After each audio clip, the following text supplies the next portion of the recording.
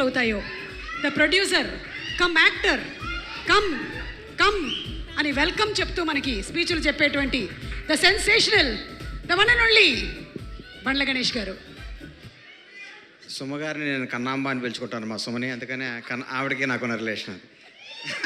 Thank you. సంతోషం.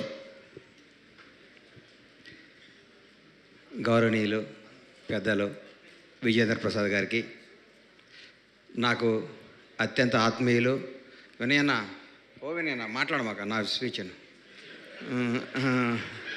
నాకు అత్యంత ఆత్మీయులు నా సొంత అన్న వి వినాయక్ గారికి, తమ్ముడు బాబీ గారికి, బోస్ గారికి, మా కోర్టు నిర్మాత నానిగారి సిస్టర్, మాకు కూడా నువ్వు సిస్టర్ గారమ్మ, నువ్వు మంచి మంచి హిట్లు తీయాలని మనస్ఫూర్తిగా కోరుకుంటున్నాను. అలాగే హీరోకి అందరికీ నా హృదయపూర్వక ధన్యవాదాలు. ఈ ఫంక్షన్కి నేను ఎందుకు వచ్చానంటే నిజంగా కోనా గారి కోసం వచ్చాను.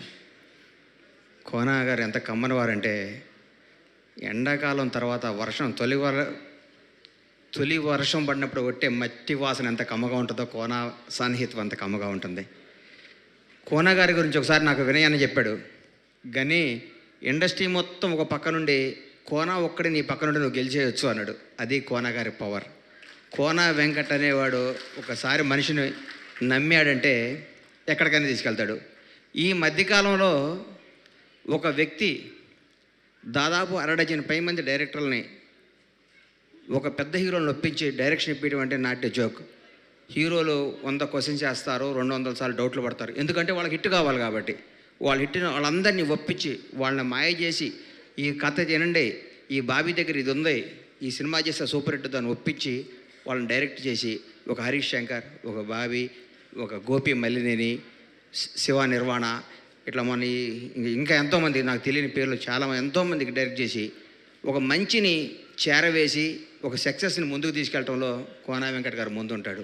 ఈ సినిమా ఎందుకు సూపర్ హిట్ అవ్వాలన్నానంటే, కోనా వెంకట్ గారికి నాకు తెలిసి 2-3 చిన్న చిన్న ప్రాపర్టీలు ఉంటే ఈ సినిమా కోసం ఆ ప్రాపర్టీలు అమ్మి కూడా సినిమా తీశాడు. అంటే ఆయనకి సినిమా మీద అంత ప్రేమ. నేనైతే సస్తే చేయను, ఆ పని నా ప్రాణం పైన చేయను. కోన గారు, నా ఆస్తి తాకట్టు పెట్టి నేను సినిమా తీయను. మీరు చేస్తున్నారంటే మీకు సినిమా మీద ఉన్న మక్కువకి నా హృదయపూర్వక ధన్యవాదాలు సార్. మీరు సినిమాని ఎంత ప్రేమిస్తారో, ఈ సినిమా ముఖ్యంగా బ్యాండ్ మేళం సినిమాలో మీరు ఎత్తుకున్న విధానం. రోహన్, నువ్వు పైకి రా. రోషన్, సారీ అమ్మ.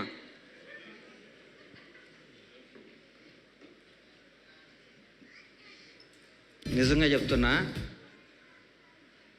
నువ్వు చేస్తుంటే ఇండస్ట్రీ టాలెంట్ ఎవడో సొత్తు కాదు, ఎవరైనా రావచ్చు. చాగలలో మామూలుగా పుట్టిన కుర్రాడు వి వినాయక్ కావచ్చు, నువ్వు ఎక్కడ పుట్టావో నాకు తెలీదు, నువ్వు ఇంకో నాని అవ్వచ్చు. ఎందుకంటే నాని వాళ్ళు కూడా చిన్న స్థాయి నుంచి, ఎవడు ఇండస్ట్రీలో ఒక స్టార్ కొడుకు స్టార్ అవ్వడం ఎక్కడో రేరు. ఒక రామ్ చరణ్ లాంటి, ఒక మహేష్ బాబు లాంటి జరిగింది. కానీ నిజంగా ఒక స్టార్ డైరెక్టర్ కొడుకులు కానీ, నా వారసుడు ఒక ఆస్తి ఇచ్చారు కానీ సక్సెస్ ఇచ్చారా విని అన్న ఎవరికన్నా? సక్సెస్ అనేది మన చేతులు లేదన్న. నిజంగా నేను చూస్తే అమ్మ నువ్వు నా కొడుకు పెట్టే బాగుండేది అనుకున్నాను లోపల. గణేష్ గారు, ఒక్క నిమిషం గణేష్ గారు, ఇప్పుడే ఇక్కడికి వచ్చిన మన శ్రీ విష్ణు గారికి వెరీ వెరీ హార్టీ వెల్కమ్ చెప్తున్నాము.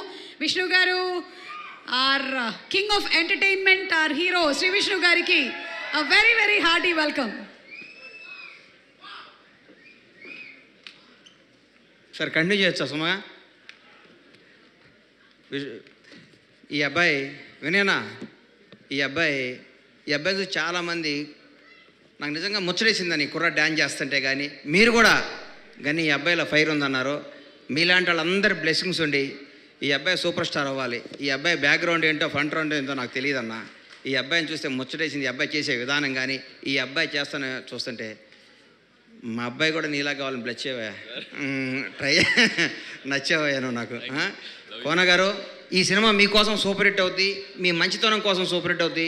మీరు ఇంకో 10 మంది ఇండస్ట్రీకి డైరెక్టర్లను పరిచయం చేయాలని, ఈ సినిమాలో మీరు బాగా డబ్బులు సంపాదించుకోవాలని, మీరు చేసిన రిస్క్ కోసం భగవంతుడు మీకు సక్సెస్ ఇస్తాడు. ఈ సినిమా ప్రతి ఒక్కళ్ళు చూడండి.